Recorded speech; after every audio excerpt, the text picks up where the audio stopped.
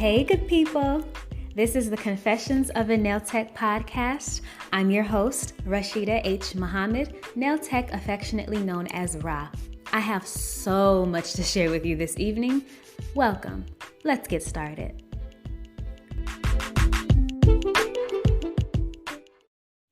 Happy Tuesday, everybody.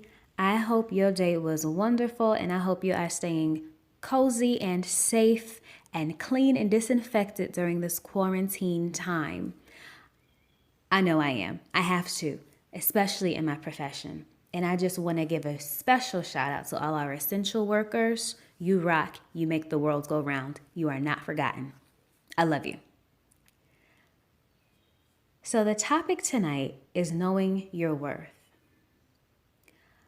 In this industry, there are so many moving parts that it is very easy to lose sight and lose focus on your worth. Yes, darling, yes, because it is very easy to be taken advantage of due to the multiple moving parts as a nail technician. Whether you work hourly commission, pay booth rent, work solely on commission, or have some other method of pay put into place, it is super important to be compensated, respected, and promoted accordingly, meaning according to your worth. This can be a slippery slope, especially if you aren't honest with yourself about your craft and your abilities.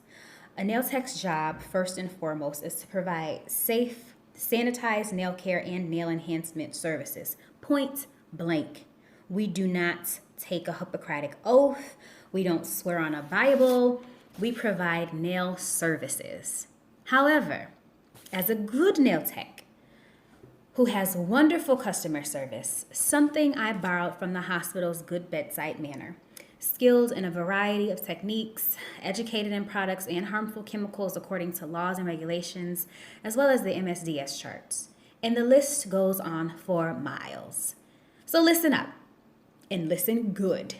If you are an experienced nail technician with skill, wonderful customer service, and incredible work ethic, you should never make less than $25,000 a year. Speaking from experience, prior to moving to Atlanta, I was bringing home well over $30K as a nail technician.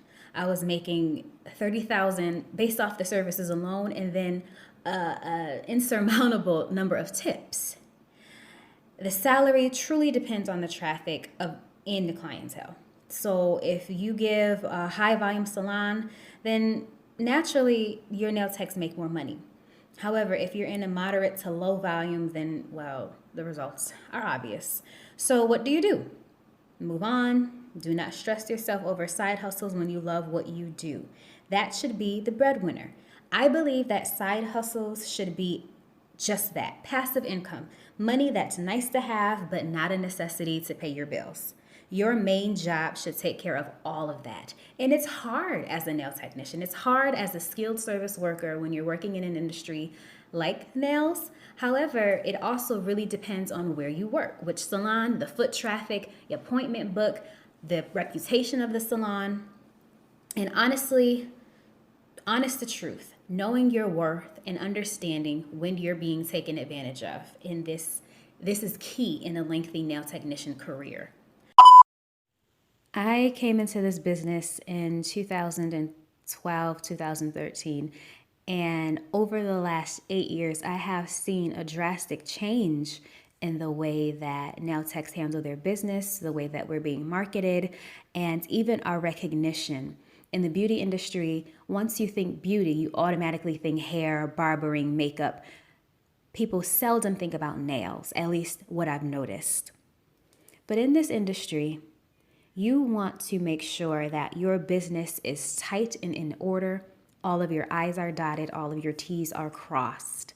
Because if you don't look out for yourself, there is no one looking out for you. I speak from experience when I say you need to know your worth. I believe that when you're in school, you have that drive, that ambition to want to be one of the best nail tech, one of the best nail designers in the world. And you'll get there, but along the way, you need to lay the foundation of a nail tech mogul that you're trying to be. I say this because when you get into the salon, hopefully you have a boss or coworkers who look out for you and care about your well-being as well as your income as much as you could and should. And I say that also because when you are new and you jump into a salon head first, it's easy to get caught up in the hype of finally putting to work the things and the skills that you took and honed in on while being a student. And I'm not saying that that's necessarily a bad thing. We all make mistakes early on in the beginning in the business. I know I did. But I'm saying be nosy. Get nosy with the expenses in the salon. Understand your payments. Understand how those payments work and how they're distributed. Because in the end, you are responsible for your income.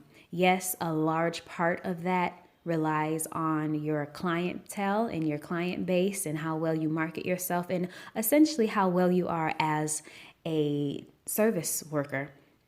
And I say service worker because you do provide customer service along with education while you're servicing a nail client. When I started in 2012, I started working in a salon in 2013. I was licensed in 2012. I didn't work into a salon until 2013, and I was working in an Asian-owned salon. And the great thing about this was we were paid hourly. We also received commission, and we also were able to keep our tips. I enjoyed that very much because you made a lot of money very fast. And there was a lot of foot traffic. There were a lot of walk-ins. We did accept appointments, but our walk-in was where we made the bulk of our bread. And in that salon, I learned so much about the business, and I'm thankful for that. I started at the Nailery. It's in Buffalo, New York. And Tia gave me a chance. I was fresh out of school. I had taken a break before jumping into the salon because it was hard. It was hard to be a Black woman trying to work in an area that was heavily populated by Asian-owned salons where the bulk of the clientele were Black women.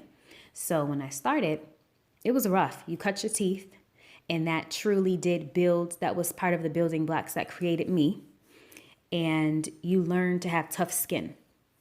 So on part of knowing your worth, you want to have tough skin because this is not an easy industry to be in. The beauty industry is it's lucrative, but it is very catty, and a lot of people are clawing their way to the top. You do run into your tribe where everyone wants to help you, but you do have some folks who really are catty and will claw their way at you. But once you know your worth, you realize those things don't necessarily matter. You just have to be aware.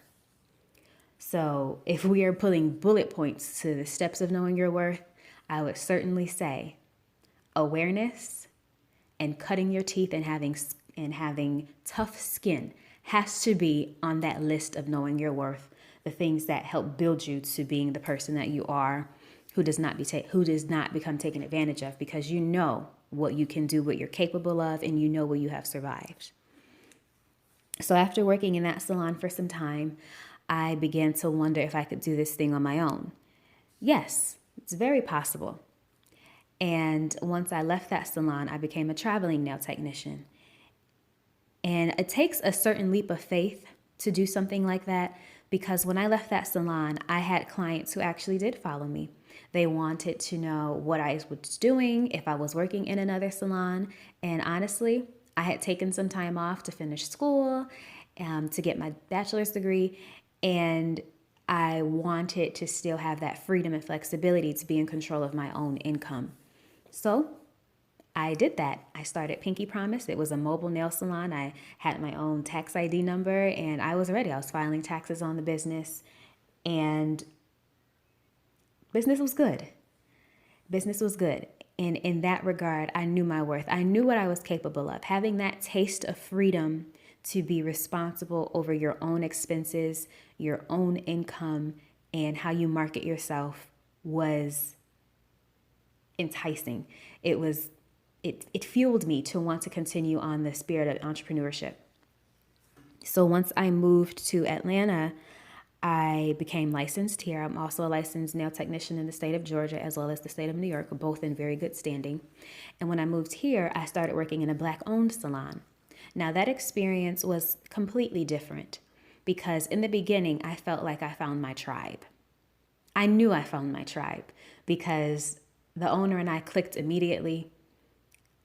And there would be times where we would sit and just talk, chat, rap about everything that's going on in the world and be able to speak about spirituality and religion and just have multiple conversations. And that felt good to finally sit in a space where sisters were allowed to unwind and unravel from the day. And then the real started to happen.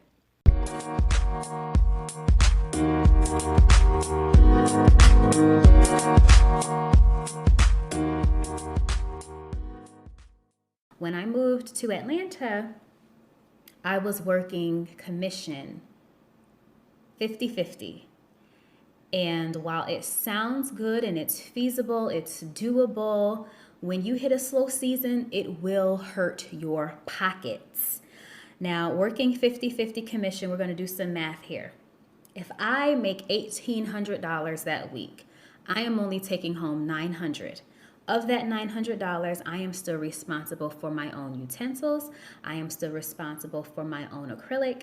I am still responsible for a lot of things getting to and from work, my phone bill, and I'm still responsible for taking care of the bills that are at home. So $900 a week was not enough. Sometimes we'd have less money than that. And that was just not something that I found myself valuing. I didn't feel valued because I was one of the most experienced nail technicians in that salon. And I was also deemed one of the lead nail technicians. So in my mind, as a lead nail technician, your responsibilities would match your paycheck, and they didn't. So here's the thing. And if I ever say anything on here that you disagree with, please comment, please respond, because we're all learning still. This is an opinion-based piece, and I want to be able to share my experience and have this is an open forum. I just have a voice because it's my podcast. However, when I worked, I was expecting the paycheck to increase with my responsibilities. Naturally, anyone would think that. You come in as entry level and they promote you, you expect that promotion to come with additional funds. And when it doesn't, you start to look and say, well, wait a minute, I'm putting in extra work now. How come my paycheck isn't reflecting what I'm doing? And so that was the case. I stayed with this salon for 1.5 years. So the first year was decent. I was wondering why the turnover rate was so high. And then that's for a different podcast. I'm talking about knowing your worth. So I was there for 1.5 years. And that first year, within the first 3 to 6 months, I was promoted to lead nail technicians. I was the most responsible. I was reliable. I was coming in when people would get fired on the spot or people were getting hired on the spot, and I'd be there to just make sure that the salon was going and running smoothly.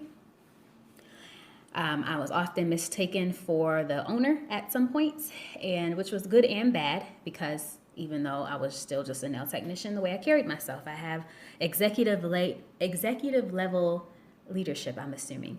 Someone has said that to me. Their words, not mine. And when I realized that my check wasn't matching my responsibilities was when I really needed the money. Over the summer, prom season, wedding season, bridal shower season, all of that seems to happen spring, summer. However, during the fall and the winter months, those kind of fall off. People feel that they don't need to get pedicures and manicures as much because no one's going to see them. That's another conversation for another podcast. And you hit a slow season. It's not the greatest because you build your life around that income. You build your life and your responsibilities around the kind of money that you are bringing in from the summer. Now, my mistake was not getting it in writing that I was now the lead nail technician and that what my list of responsibilities were and what my rate of pay should have been, because even as the lead nail technician, my rate of pay was still 50-50.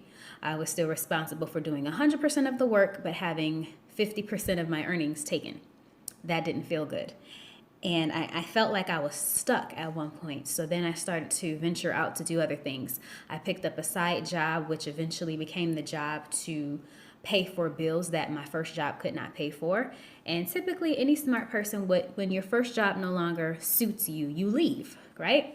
However, out the goodness of my heart, I stayed on with the salon because, well, I was the only reliable nail technician. One nail tech was out on maternity leave, and then there was one nail technician who was new, and then there was the owner.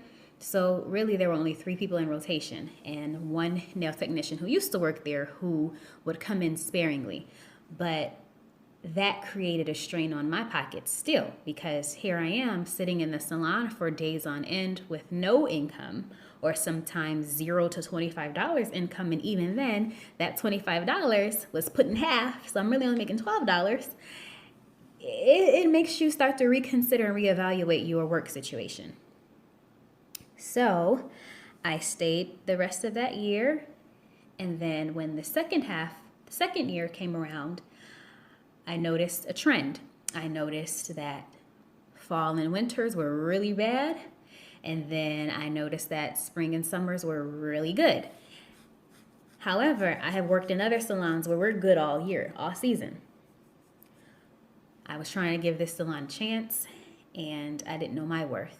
So if you haven't got anything from this talk, please make sure you are in the business of the business.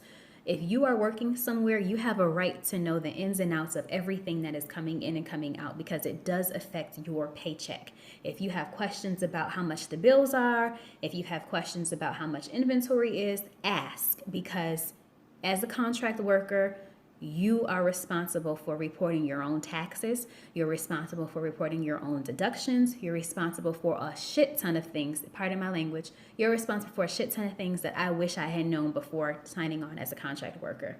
And in the beginning, I did it out of the goodness of my heart. I wanted to be there to help. I wanted to make things exceed, because when you believe in someone else's dream, you want to push that person and drive that vehicle to that destination until it gets there.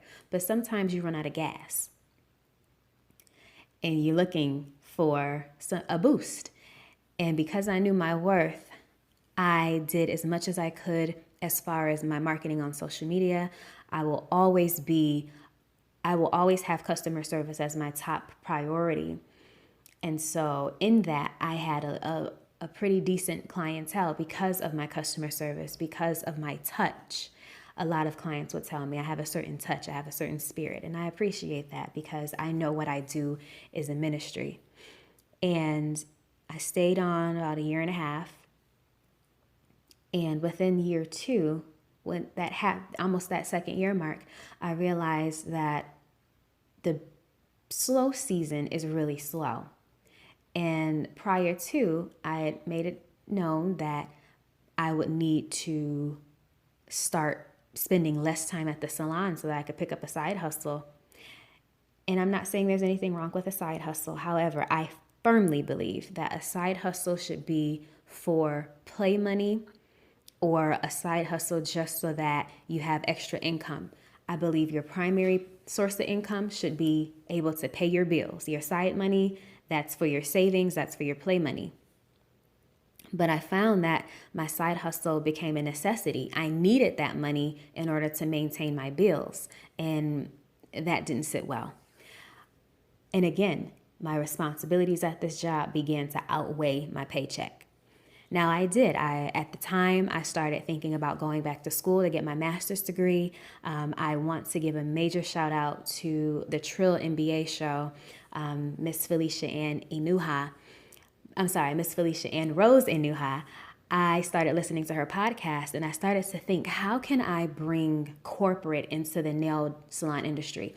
The nail salon beauty industry can be lenient and relaxed versus corporate structure.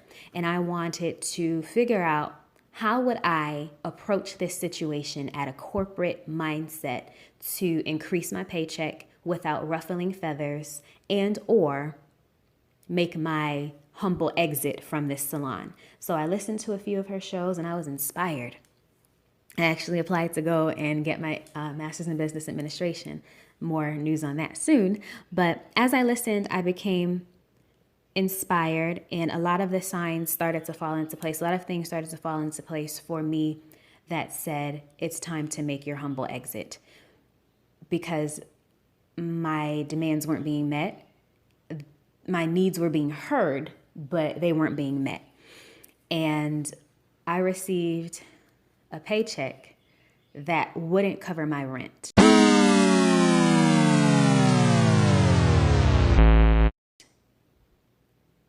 It was at that moment I began to pray hard to get out of that salon. I had it. I knew that better days should be coming, and I was doing everything in my power. I was promoting, I was telling people where I worked, I made sure I wore my uniform. Most places that I went, I was passing out flyers, I was letting people know, I was doing tutorials and showing folks that exactly what it was that we did in that salon. And something about my efforts failed, or something about the energy, or perhaps it was just my time to go. And I started to put in motion the energy to release and go back into the corporate world so that I could refocus on what it truly was that I wanted. I knew that I needed to have a cushion of income in order to move forward in this salon business. So I say all this to say that knowing your worth is important. Many things led up to me exiting the salon life for a while, because there is, there's money involved. I will say that working as a contract employee, you do get a 1099 miscellaneous form. And if you are unaware of what a 1099 miscellaneous form, it is very easy to fall behind on the taxes that you owe, and you could end up owing a lot of money at the end of the year, which is why I say become nosy with expenses and talk to a CPA, talk to a certified tax professional, talk to a certified financial advisor, because it's easy to, again, lose sight once you're in the hype of being in the salon. It's fun, it's upbeat, but you also have to be mindful of the business behind the salon. Make sure it's fair. Make sure how your money is being brought in and distributed is fair. Again, be nosy, because if you are in this space, your name is just as important as the name on that building, because you're there to make it work. You're there to make the name look good. So in turn, that name must make you look good. If the business has a bad reputation, that's bad for your pockets as well. If you read the reviews, or if you're just out and about incognito, people don't know that you work there, and you overhear rumors about the owner or the business, that makes you look bad too. And in turn, if the owner is out and they hear rumors about you, you want to be mindful. So again, I can't preach this enough. Know your worth, because this industry can be very relaxed, and you have to take it upon yourself to have that initiative to want to have that structure. Because yes, it's fun, it's upbeat, it's almost as if you're in there with your girlfriends all day, but you really want to be certain that you know your worth so that you are not taken advantage of.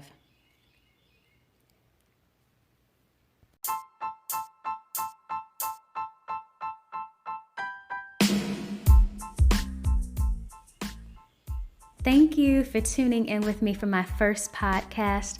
I hope you enjoyed, and I would like to see you next week, Tuesday at 8 p.m., same time, same place, for episode 2. In the meantime, make sure you check out the Confessions of a Nail Tech blog at confessionsofannailtechblog.wordpress.com.